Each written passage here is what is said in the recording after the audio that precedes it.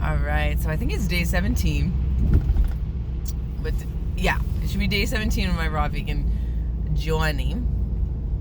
And I just wanted to come on here and talk a little bit because I felt inspired thinking about all the reasons that I didn't eat raw vegan for 10 years, even though I was almost like, in my head, I was almost a raw vegan because I knew it was the way for me. I had tried it about 10 years ago plus and just had this miraculous experience, which I'll get into another time. But yeah, this miraculous experience, and I really came to see that it was really just, it was like, in my head at the time, it was the way for me. And I got a little bit dogmatic, and I got a little bit judgmental, and I got a little bit like freaked out because I was like, oh my God, the world's just like doesn't understand that this is the answer to everything. And like, you know, I got a little bit in that way. And 10 years ago also, it was different in the raw vegan community. I think popping back in now to the raw vegan community, it does seem like there's a lot more voices of like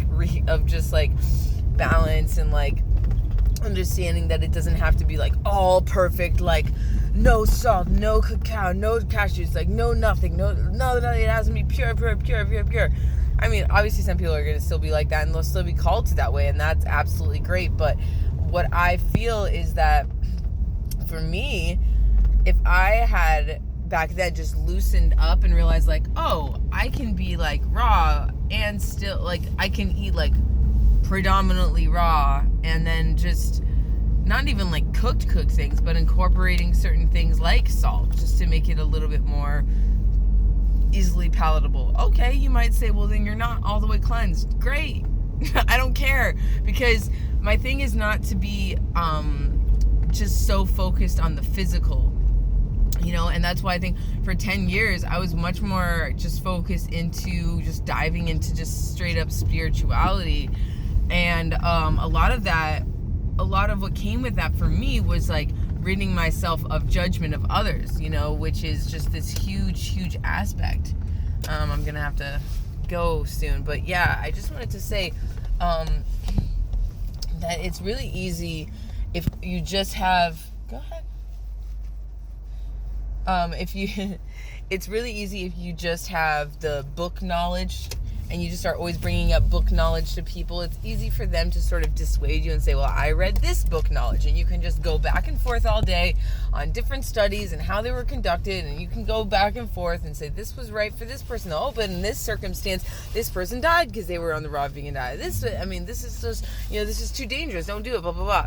But nothing, if you tell someone, hey, this is just what's making me feel good right now, like this just really makes me feel good right now, and you're not dogmatic about it, not just to them, not just to get them off your back, but you really don't hold a dogma about it with even yourself, and you're just like, hey, this makes me feel good right now, and I'm going to leave it at that. And if I one day change, that's great, you know. And I think there's so much more of that in the community now, but I just wanted to bring that up. Like, if you are kind of getting stuck a little bit in that way of being of like, well, this is the way, and just, this is not the way. Like, there's so much more to life than diet. I mean, that's why even people do think you're going to go breatharian or these sorts of things. And yes, there are people that have lived truly as breatharians, not like, I'm a breatharian, but I also eat sometimes. Like, anyways, it doesn't matter. What I'm saying is people just want to label themselves and they want to sound more pure. Oh, I'm a breatharian, so I'm better than you. Oh, I'm this, so I'm better than you. Like, just stop. Who cares? It's not about what you eat. It is, but at the same time, what I'm saying is that's not just what life is. Like, there's so much more to life than just that. And what I love about eating this way, though, is that it just gives me this beautiful foundation for myself to experience life in this more pure way. So if your focus still is on life itself and not just on the food being pure, you're going to find pure food. Like, you're going to find the things that are best for you. It just, I would say, just really broaden your vision on, okay, I'm so supportive of people going on a journey of food, but you'll eventually find, even if right now this is like too much for you, or like you feel like you really have to focus on just the food, that's great. Like, even right now I'm focusing on the food, and I'm focusing on the fruit, and I'm focusing on the earth and all these things, and it's just allowing me to broaden and open up. So what I would say is just, know that this is just part of setting up your whole telescope to, open you up to this greater scope of the universe. This is helping you to get clear within yourself. And, the clearer you get, So I would say, if you are wondering, should I include more fats or more avocado? Try it. I think we get to this point where we think, well, now I have to be all the way pure because I'm going towards the pure route. So in order for me to like be true to myself, in order for me to make sense of it all, I have to be 100% something. But just slow down. Like, just because, and I'll definitely give more stories on like where this wisdom comes from for myself, but from someone who just, the slow route is a lot of times the faster route, right? It's so true though. I know the turtle and the hare story, we've all heard it, right? So what I would say is, like, really though, if you go all the way now, something's gonna happen and you'll probably be snapped back. I'm not saying necessarily, but like, if you're going past your limit so far just to be 100% something, so I can say I'm 100% something, because then I'll have something to say to someone, like, just stop worrying about what you have to say to somebody else. It does not matter. Like, I won't say it doesn't matter anymore. Okay, maybe it does matter to you, and that's okay. But what I will say is, gradual steps towards something.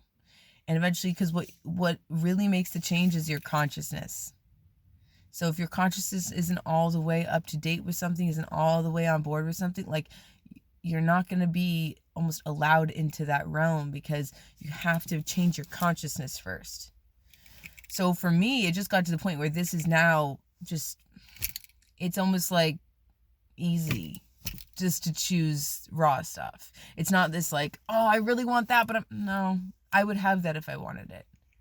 And I feel very free. Like, I was making my husband's meal the other night. I made him a vegan meal, cooked, and I did try the sauce a little, but not like to try it to like with a spoon. I just like, nope, okay.